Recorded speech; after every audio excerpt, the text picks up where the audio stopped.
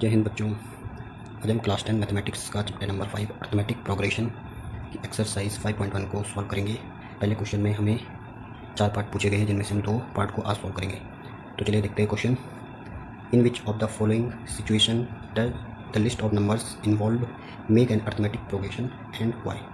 पहला क्वेश्चन में हमें कह रहा है कि जो नीचे कुछ कंडीशंस दी सिचुएशन दी हुई हैं, इनमें से कौन से अर्थमेटिक प्रोग्रेशन बना रही हैं, और बना रही है तो क्यों बना रही है। फर्स्ट पार्ट हमारे पास the taxi fare after each kilometre when the fare is ₹15 for first kilometre and ₹8 for each additional kilometre. पहले क्वेश्चन को ध्यान से समझेंगे, उसके बाद उसको सॉल्व करेंगे। The taxi fare after each kilometre when the fare is ₹15 first kilometre and ₹8 for each additional kilometre. यहाँ पे कह रहे हैं कि एक टैक्सी का जो किराया है वो पहले किलोमीटर जाने पर ₹15 लेता है, और उसके बाद आगे अगर हम और किलोमीटर चलेंगे तो उसके लिए हमें ₹8 देना पड़ेगा। मतलब पहला किलोमीटर गया तो ₹8 देना पड़ेगा, और 2 किलोमीटर जाएगा तो उसको ₹8 और देने पड़ेंगे, यानी 15 में 8 जोड़े तो ₹23 देने पड़ेंगे। उसके बाद 3 किलोमीटर जाता है तो उसके बाद हमें उस ₹23 में फिर ₹8 और जोड़ के देना पड़ेगा उसको, यानी ₹31 देंगे। इसी तरह से जितने किलोमीटर जाएगा उसमें हम ₹8 प्लस करते जाएंगे। तो चलिए यहाँ पे क्वेश्चन सॉल्व करते हैं। तो हमने इस पर लिया है fair for 1 kilometre, so A1 मान लिया ₹15, क्योंकि 1 किलोमीटर के लिए ₹15 ले रहा है। Fair for 2 kilometre, so A2 ले लेते हैं। ये हमारा ₹15 प्लस ₹8, क्योंकि पहले किलोमीटर में चलने में ₹15 ले रहे हैं, दूसरे किलोमीटर चलने में वो ₹8 और लेगा, तो 15 23, टोटल उसने ₹23 लिए 2 किलोमीटर के। Fair for 3 kilometre, so A3 ले लेते हैं, तो 23 प्लस 8 ₹31 ऐसे आगे निकालते हैं। फेयर फॉर 4 किलोमीटर, A4 मान लिया इसको, हो जाएगा ₹31 प्लस 8 यानी ₹39। इसी तरह से आगे भी निकाल सकते हैं, लेकिन उसको निकालने की जरूरत नहीं है। हमें यहाँ पे कुछ नंबर्स मिल गए, हमें नंबर्स को देखना है कि ये जो नंबर्स हैं ये अर्थमेटिक प्रोग्रेशन में है या नहीं है। तो चलिए इसको चेक करते हैं। Now A2 minus A1, second में से हमने फर्स्ट को माइनस करा, यानी 23 माइनस 15 करा तो 8। उसके बाद A3 में से A2 माइनस किया, यानी 31 में से 23 माइनस किया तो 8। उसके बाद A4 माइनस A3 करा, A4 हमारे पास 39 है, A3 हमारे पास 31 है, 39 में से 31 माइनस करा तो 8 आया।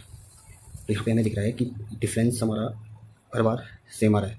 तो since A2 minus A1 is equal to A3 minus A2 is equal to A4 minus A3, ये जो आया है 8 के इक्वल आ रहे हैं, तो क्योंकि हमारा कॉमन डिफरेंस यहाँ पे सेम है।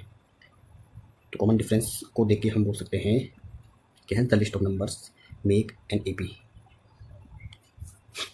तो जो हमारे पास ऊपर नंबर्स हैं उनसे जो सीरीज बनेगा वो AP में होंगे। चलिए इसका सेकंड पार्ट देखते हैं।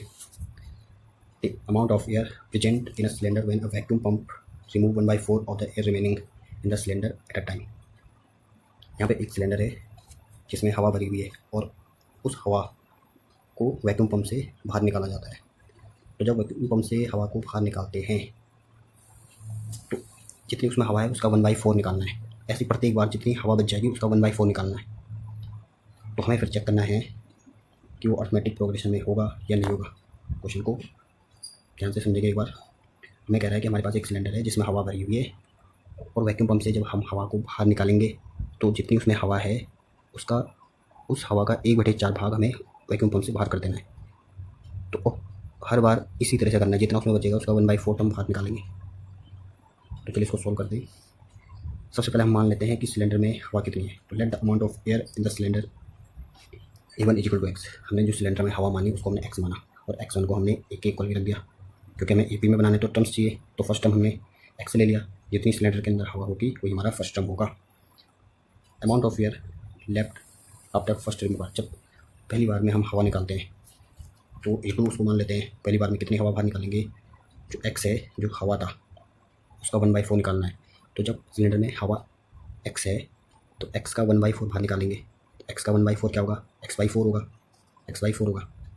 तो सिलेंडर में उसके बाद कितनी हवा बच जाएगी, तो सिलेंडर में जो टोटल जितनी हवा थी उसमें से अगर हम पहली बारी में जितनी हवा निकाली उसको माइनस कर दें तो x minus 1/4x is equal to 3/4x। इसका मतलब कि पहली बारी में हमने 1/4 हवा निकाली, तो इस बार सिलेंडर में 3/4 हवा बच गई। Now amount of air left after second removal, दूसरी बारी में कितनी हवा निकाली, तो हमें पता होना चाहिए कि दूसरी बारी में उसमें हवा कितनी बच गई थी। जब पहली बार हवा निकाली तब सिलेंडर में हवा कितनी बच गई थी, सिलेंडर में हवा बच गई थी 3/4। तो इस 3/4 का फिर से हम 1/4 निकालेंगे। तो 3/4 का 1/4 निकालेंगे, तो 3/4 का 1/4 निकालेंगे तो कितना आएगा, वो आएगा 3x/16। मतलब दूसरी बारी में 3x/16 हवा निकालेंगे। तो जब दूसरी बारी में 3x/16 पार्ट हवा को हम निकाल देंगे तो सिलेंडर में कितनी हवा बच जाएगी। तो पहले हवा कितनी थी उसमें 3x/4, इसमें से अगर हम 3x/16 को माइनस कर देंगे तो हमारे पास कितना आ जाएगा 9x/16। यानी दूसरी बारी में इतनी हवा अब सिलेंडर के अंदर बच गई। ये दूसरी बार निकालने पर इतनी हवा बच गई।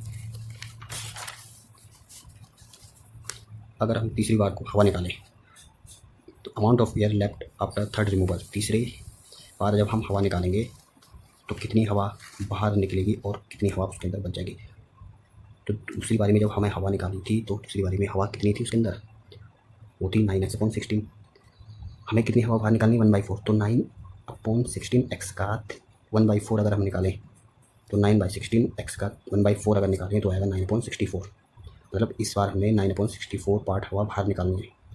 तो जब 9x/16 में से 9/64 पार्ट हवा बाहर निकल जाएगी तो कितनी हवा बचेगी। तो जितनी हवा उसमें थी 9x/16 थी, जब उसमें से 9/64 हवा बाहर निकल जाएगी तो कितनी बच जाएगी, अब जाएगी 27x/64। ठीक है, तो यहाँ पे हमने A1 A2 A3 कंसीडर कर लिए हैं। अब हम चेक करते हैं इनका डिफरेंस सेम आता है कि नहीं। A2 माइनस A1, A2 में से माइनस करेंगे तो A2 हमारे पास था 3/4x माइनस x, A2 हमारा था 3/4x और A1 था हमारा x। जो शुरू में हमारे हवा A1 मानी थी जिसकी वैल्यू x थी, सेकंड बार जब निकाली तो हवा कितनी रह गई थी 3/4। कॉमन डिफरेंस चेक करने के लिए सेकंड टर्म में से फर्स्ट टर्म माइनस करते हैं, थर्ड टर्म में से सेकंड टर्म माइनस करते हैं, फोर्थ में से थर्ड टर्म माइनस करते हैं, तो इसी तरह से आगे। तो यहाँ पे चेक करते हैं A2 minus A1, 3/4x minus x। तो 3/4 माइनस x को जब सॉल्व किया हमने तो माइनस x/4 यहाँ पे हमारा डिफरेंस मिली। ऐसी A3 माइनस A2 को अगर माइनस करें तो 9/16x माइनस 3/4x। A3 हमारे पास 9/16x था, A2 हमारे 3/4x था, इसको माइनस करा तो माइनस 3/16x आ रहा है। ऐसे चेक करो आगे A4 माइनस A3, A4 में से A3 माइनस करेंगे तो 27/64x माइनस 19/16x को सॉल्व किया तो माइनस 9/64x आ रहा है। तो यहाँ पे हमें दिख रहा है कि डिफरेंस में अलग अलग आ रहा है। तो since A2 minus A1 does not equal to A3 minus A2 does not equal A4 minus A3, क्योंकि कॉमन डिफरेंस यहाँ पे सेम नहीं आ रहा है। तो कॉमन डिफरेंस को देख के हम ये कह सकते हैं कि the list of number does not make an AP। जो लिस्ट ऑफ नंबर्स हैं वो मेरे AP को नहीं बनाएंगी। Thank you.